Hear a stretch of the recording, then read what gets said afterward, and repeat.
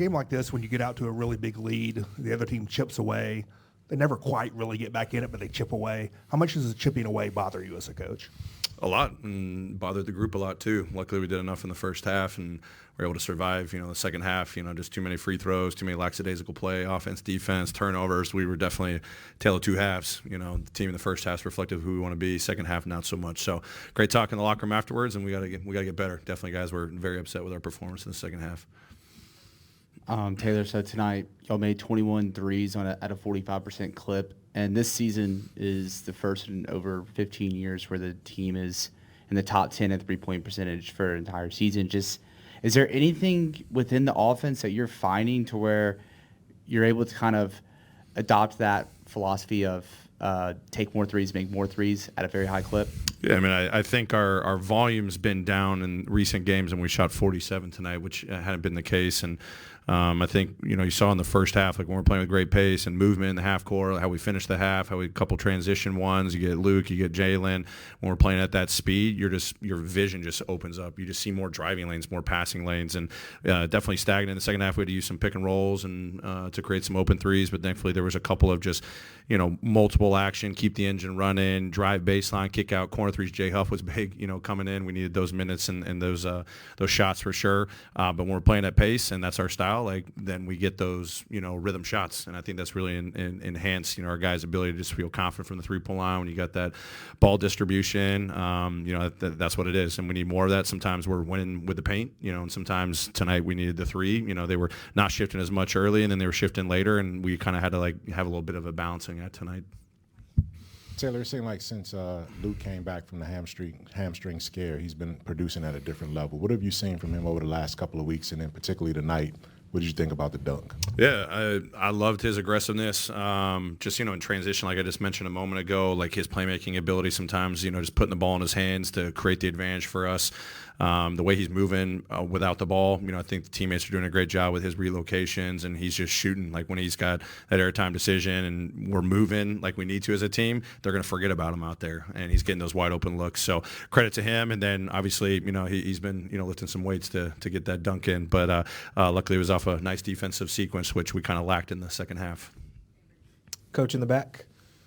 We've seen Jalen Wells and really Scottie Pippen Jr. as well. Both of them on LaMelo Ball tonight.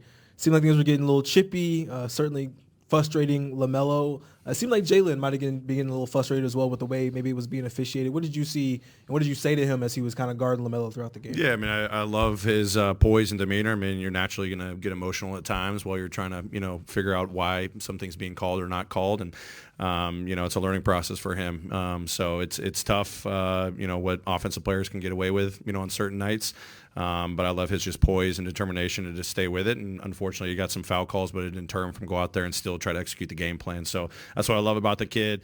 He's not searching, for answers when something's not going his way. He's just in the moment, like, what the heck happened? Let me just lock in on the next play. So obviously unfortunate because I thought he was playing some really good defense tonight.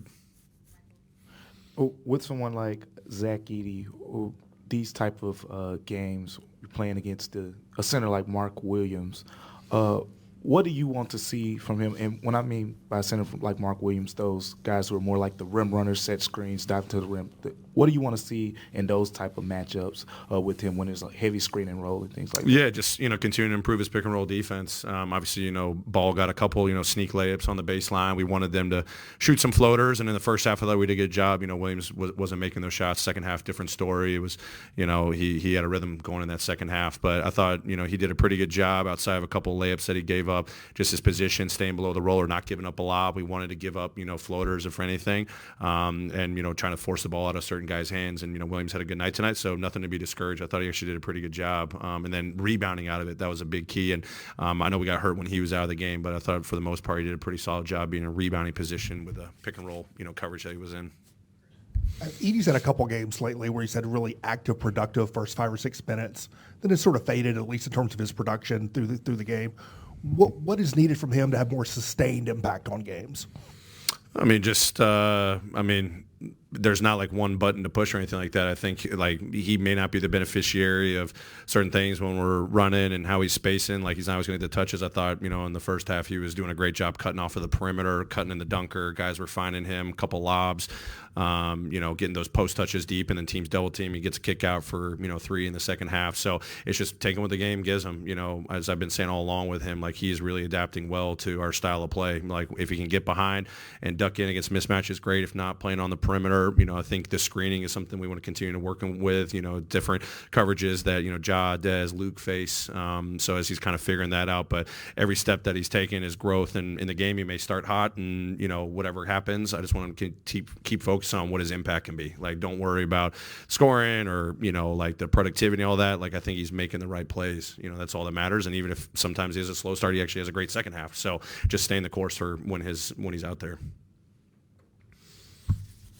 Great. Thanks, everyone. Appreciate it.